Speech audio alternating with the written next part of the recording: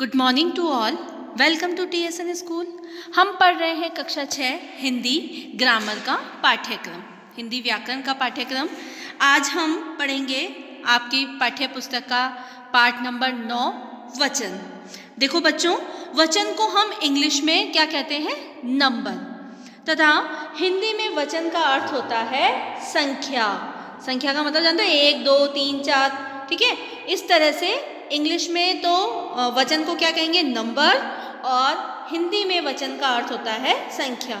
अर्थात जिस संज्ञा शब्द से किसी वस्तु या प्राणी के एक या अनेक होने का बोध होता हो उसे हम वचन कहते हैं। जैसे एग्जाम्पल, बच्चा रो रहा है, बच्चे रो रहे हैं, लड़का खेल रहा है, लड़के खेल रहे हैं। तो बच्चा और लड़का यहाँ पर क्या है? एक एक चीज का ही बोलते। बच्चा मतलब एक बच्चा, लड़का मीन्स एक लड़का। तो एक संख्या, एक चीज का, एक संख्या का बोध हो रहा है तो वो एक वचन हो गया।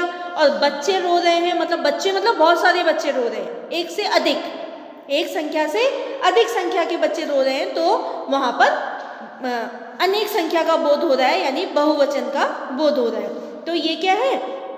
वचन, संख्या का पता चल रहा है। इससे हम संख्या का पता लगा सकते हैं कि यहाँ पर एक है, यहाँ पर एक से अधिक है। किससे? शब्दों के माध्यम से, संज्ञा और सर्वनाम शब्दों के माध्यम से हमें प्राणी और वस्तु के एक या अनेक होने का बोध होता है, ठीक है ना। यहाँ पर ये बच्चा और लड़का संज्ञा शब्द है, तो बच्चे और लड़के ये भी संज्ञा, इन दोनों से ही हम पता कर रहे हैं कि ये एक है या ये अनेक है, ठीक है ना। जैसे आपकी किताब में देखो, कुछ शब्द ऐसे होते हैं जो किसी प्राणी या वस्तु की संख्या का बोध कराते हैं, उन्हें वचन कहते हैं। जैसे घोड़ा दौड़ रहा है, घोड़े दौड़ रहे हैं। अब आप पिक्चर्स के माध्यम से ही पता कर सकते हो। देखो, जैसे घोड़ा में एक ही घोड़े का पिक्चर है और घोड़े में एक से अधिक मतलब 2 घोड़े के पिक्चर्स हैं, तो घोड़ा मतलब एक संख्या और घोड़े मतलब एक से अधिक संख्या। समझ में आया ना? तो यहाँ पर भी मतलब जो ये दे रखा है ना, जिसमें कि इससे पता चलता है कि संख्या में एक है और घोड़े संख्या में अनेक है। एक या अनेक का ज्ञान जिस शब्द से होता है, मतलब एक या अनेक मतलब कोई चीज एक है या एक से अधिक है, इस चीज का अगर हमें ज्ञान हो जाए तो वही वचन कहलाता है। देखिए, अब वचन की परिभाषा देखिए।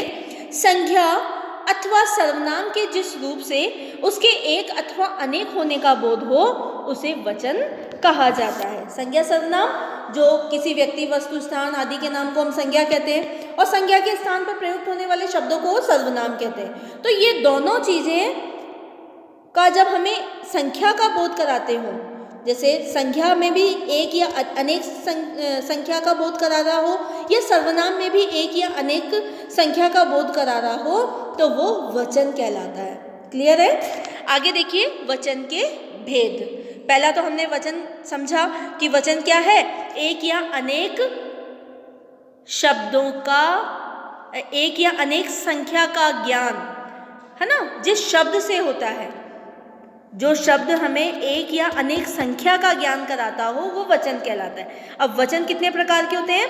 वचन 2 प्रकार के होते हैं, एक वचन और बहुवचन। एक का अर्थ क्या होता है? एक।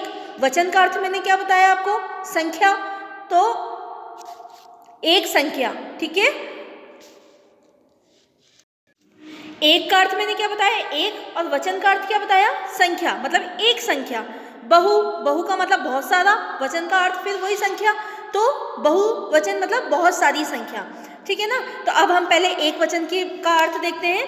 संख्या के जिस रूप से उसके एक होने का बोध हो उसे एक वचन कहते हैं। मैंने आपको बताया, जैसे बच्चा, लड़का, घोड़ा, ये सारे एग्जाम्पल्स हमने देखे ना, उदाहरण, उसमें एक संख्या का ही बोध हो रहा था, तो उसे हम एक वचन कहेंगे। जैसे लड़की, कुत्ता, पेंसिल, केला, माला, सड़क, ये सारे क्या है? एक वचन है।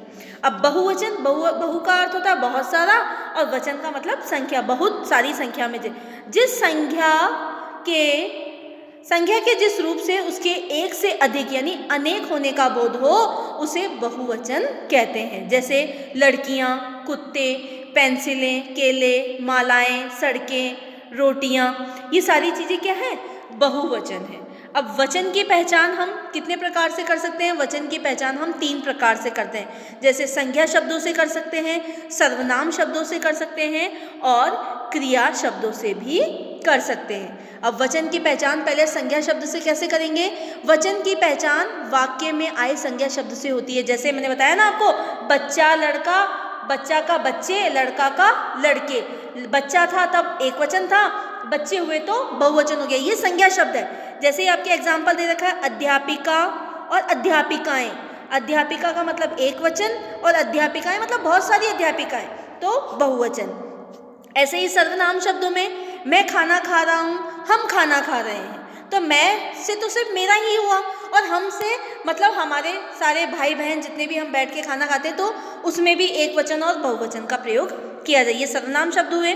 और क्रिया से, जैसे मैंने कहा कि लड़का खेल रहा है, लड़के खेल रहे हैं, तो रहा है और रहे हैं, आ और एक ही मात्रा, उससे भी हम वचन का पता कर सकते हैं। जैसे मोर नाच रहा है, मोर नाच रहे हैं, ठीक है। यहाँ पर संज्ञा शब्द चेंज नहीं हुआ है, मोर तो वैसा का वैसा ही है, लेकिन इसकी जो क्रिया है ना वो बदल गई, तो इसमें भी हम एक वचन और बहुवचन का पता कर सकते हैं। आज हमने देखो क्या पढ़ा, पहले तो सबसे पहले हमने वचन के बारे में कि वचन है क्या। इंग्लिश में हम वचन को नंबर्स कहते हैं और हिंदी में वचन का अर्थ होता है संख्या। संख्या, नंबर 1 2 3 1 2 3 4, ठीक है ना। तो जिस शब्दों से हमें एक या अनेक संख्या का ज्ञान हो उसे हम क्या कहेंगे? वचन कहेंगे। जैसे घोड़ा और घोड़े, पिक्चर्स में भी आप देख सकते हो, इन फोटोज में भी, कि घोड़ा पे एक पिक्चर बना है और घोड़े पे 2 घोड़े के फोटो लगे हैं, ठीक है ना। तो यहाँ पर भी आप पता कर सकते हो कि यहाँ पर एक वचन है और बहुवचन है। उसके बाद हमने वचन के 2 प्रकार देखे, एक वचन और बहुवचन। जिसे एक संख्या का बोध हो वो एक वचन कहलाता है, और जहाँ पर एक से अधिक संख्या का बोध हो वो बहुवचन कहलाता है। इसके बाद हमने देखा कि वचन को हम 3 प्रकार से पहचान सकते हैं, संख्या के आधार पर, सर्वनाम के आधार पर और क्रिया के आधार पर। इसके बाद एक वचन से बहुवचन बनाने के कुछ नियम भी हैं। जैसे आ के आक्रांत पुल्लिंग स्थान के अंत में आ के स्थान पर ए कर देने से बहुवचन बने, जैसे कुत्ता का कुत्ते, घोड़ा का घोड़े, ठीक है, लड़का का लड़के। आ, लड़का, आ की मात्रा लगी है, उस पर एक ही मात्रा लगा देंगे तो वो बहुवचन में परिवर्तित हो जाएगा। ऐसे ही कुछ शब्द ऐसे होते हैं जिसपे ऐ की मात्रा, मतलब बड़ी ए की मात्रा लग जाती है तो वो बहुवचन बन जाते हैं। जैसे कथा का कथाएं, सेना का सेनाएं, ठीक है, सीमा का सीमाएं। इसी प्रकार अ भी हो, पहले तो आ के साथ ए लग रहा था, अब अ के साथ भी ए का प्रयोग हो तो भी वो भी बहुवचन में। ये सब आपको खुद को पढ़ने हैं, पढ़ के और इनको अच्छे से समझना है। देखिए हमने वचन की क्या, संज्ञा और सर्वनाम के जिस रूप से उसके एक या अनेक होने का बोध हो उसे हम वचन कहते हैं। इसकी परिभाषा आपको अच्छे से याद होनी चाहिए और आपको ये भी पता होना चाहिए कि वचन कितने प्रकार के होते हैं, एक वचन और बहुवचन। वचन, एक वचन किसे कहते हैं, बहुवचन किसे कहते हैं, ठीक है ना। एक वचन से जिसे एक होने का, एक संख्या का बोध हो वो एक वचन, और जिसे एक से अधिक संख्या का बोध होता हो वो बहुवचन कहलाते हैं। धन्यवाद।